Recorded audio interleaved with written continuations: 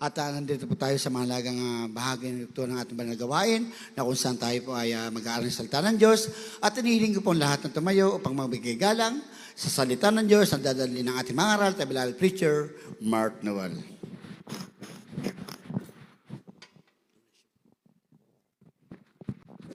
Praise the Lord. God bless you po sa ating beloved preacher, Brother Ray Santos. Tayo po'y manalangin, mga minamahal. Dakila at mapagpala naming Ama, Diyos na makapangyarihan sa lahat, aming pinakamamahal na Panginoon Jesucristo.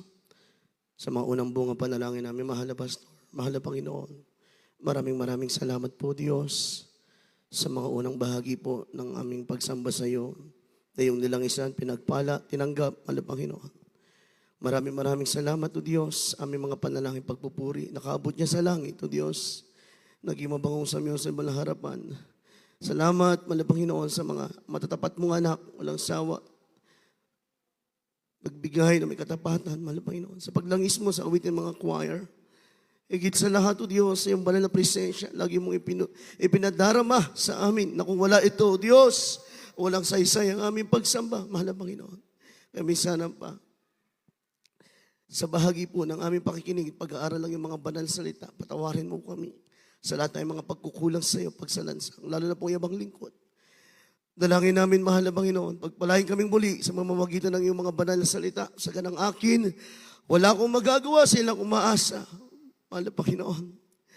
At aming sinasaway lahat ng gawa ng kaaway, demons of hindrances, unbeliefs and doubts, cast out in Jesus' name, in the mighty name of Jesus. Praise the Lord, praise the Lord. Purihin po ang ating pinakamamahal na Panginoon, mga minamahal. Makabalik tayo sa ating mga upuan.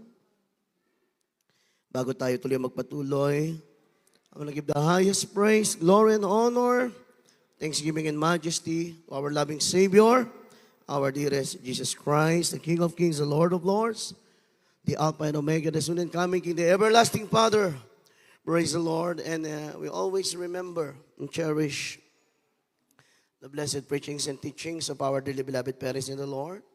Greetings and respect po to all beloved children, to all beloved Almeida family. Praise the Lord po.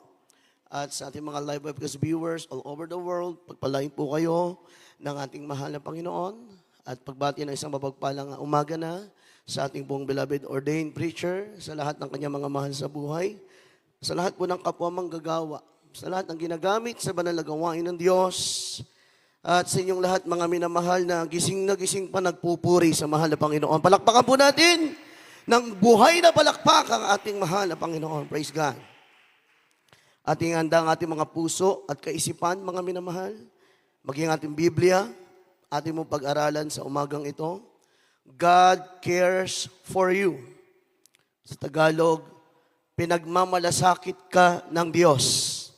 God cares for you. Ating pong basahin, mga minamalang ating text, no?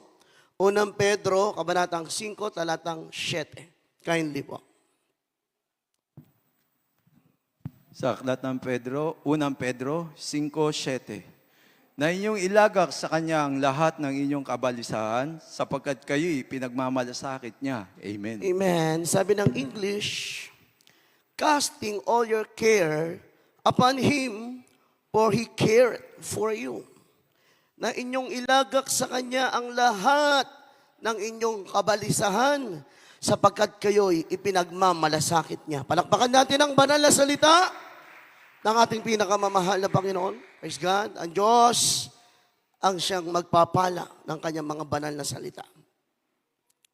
Mga minamahal, para maranasan po natin yung pagmamalasakit ng Diyos sa buhay po natin, kinakailangan mayroon muna tayong dapat gawin.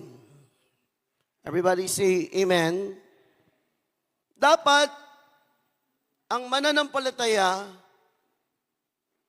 mayroong tinatawag na fully surrendered life sa mahal na Panginoon.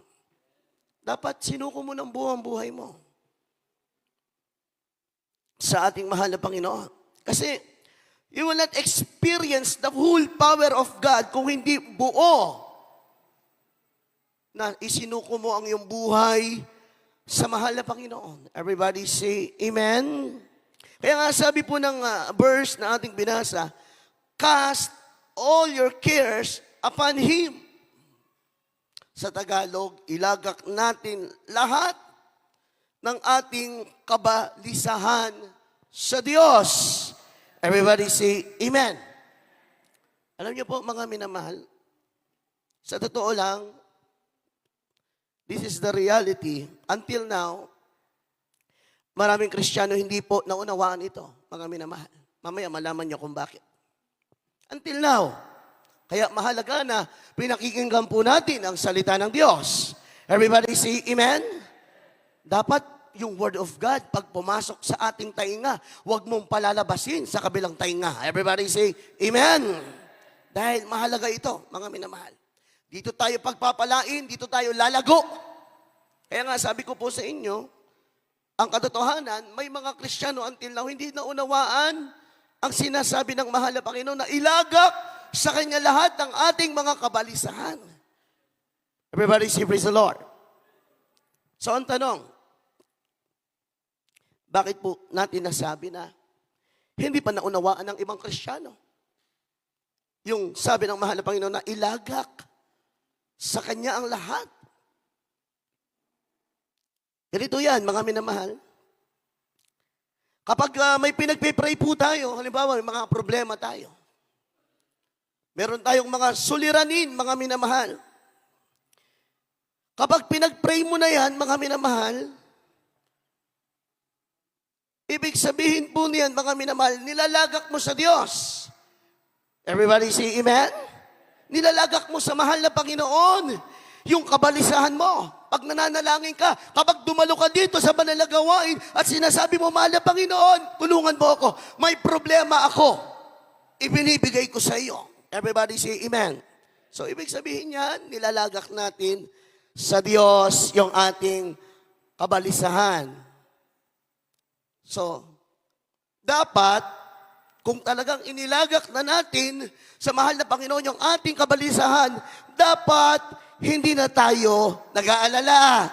Palakpakan po natin ang ating mahal na Panginoon. Amen po ba, mga minamahal?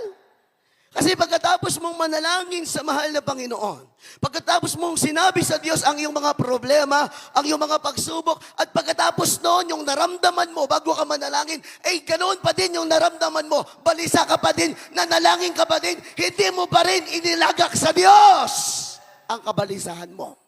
Yun ang katotohanan. Ano yung ginawa mo? Sinabi mo lang sa Kanya. Palakpakan natin ang ating pinakamamahal na Panginoon. Kasi mga minamahal, pag sinabing inilagak mo yung kabalisahan mo sa Diyos, ibinibigay mo sa Kanya. Inaalis mo sa iyo, ibinibigay mo sa Diyos. Everybody say Amen. Pero pagkatapos mong nanalangin at pag-uwi mo sa bahay, malungkot ka ba din? Pag-uwi mo sa iyong tahanan, nag-iisip ka pa din, balisa ka pa din, hindi mo binigay sa Diyos. Palakpakan natin ng malakas ang ating pinakamamahal na Panginoon. Nagsumbong ka lang. Sinabi mo, mahal na Panginoon, may problema ako. Pero binitbit mo pa rin pauwi sa bahay. Kaya kapag may problema ka, ano man yan, pag nandito ka na sa banal na gawain, ibigay mo lahat sa Diyos. Pag alis mo, wala ka ng bitbit dapat na balisa. Everybody say Amen. Para saan pa nanalangin ka? Para saan pa na tumawag ka sa Diyos? Pero pagdating mo ng tahanan, ganun pa rin, anong kakainin ko? Ano ang darampin ko? Ano ang pambayad ng aking mga bills? Ano ang pambili ng pangangailangan ng aking mga anak? Eh, nanalangin ka na sa Diyos. Everybody say Amen. Naunawaan natin, mga minamahal. Kaya sabi ko kanina, until now, may mga Kristiyano hindi naunawaan ang salita ng Diyos. Palakpakan natin ng malakas ang ating pinakamamahal na Panginoon. Kaya mahalaga na tayo nakikinig ng salita ng Diyos. Mga minamahal, pakinggan natin ang preaching. Dito tayo lalago. Dito tayo magtatagumpay sa mga pagsubok. Everybody say Amen. Yun nga yung trabaho ng Diyos sa buhay natin, mga minamahal. Pagaanin yung ating mga pasanin. Kaya nga may Diyos tayo eh. Everybody say Amen. Kapag ang problema, ayaw nating ibigay sa mahal na Panginoon, magdurusa tayo. Mga mga minamahal, ayaw mong ibigay eh. Mabigat yan. Kaya nga, ano ba yung sabi ng talata? Cast all your care upon Him. Nag-iimbita ang mahal na Panginoon, ibigay niyo sa akin. Everybody say amen. Nagsasabi siya, ibigay niyo sa akin lahat ang inyong kabalisahan. Sinabi nga ng mahal na Panginoon, lahat eh. Lahat, meaning every single fear na meron tayong nararamdaman, every small problem na mayroon tayo, ibigay natin sa Diyos. Palakpakan natin ang malakas ang ating mahal na Panginoon. Sabi ng mahal na Panginoon, lahat. Kasi mga minamahal, pag pinag-aralan natin mainam yung word na cast o ilagak, meaning po niyan, mga minamahal, to deliberate of throwing a burden. Everybody say amen. Talagang totally ibinabato mo sa iba, inaalis mo sa iyo yung pasanin. Yan ang ibig sabihin ng cast. Everybody say, praise the Lord. Meaning, you're not just telling our God. You're not just telling Jesus na meron akong problema, mga minamahal. But actively choosing to let Him carry our burden instead of taking them back. Everybody say amen.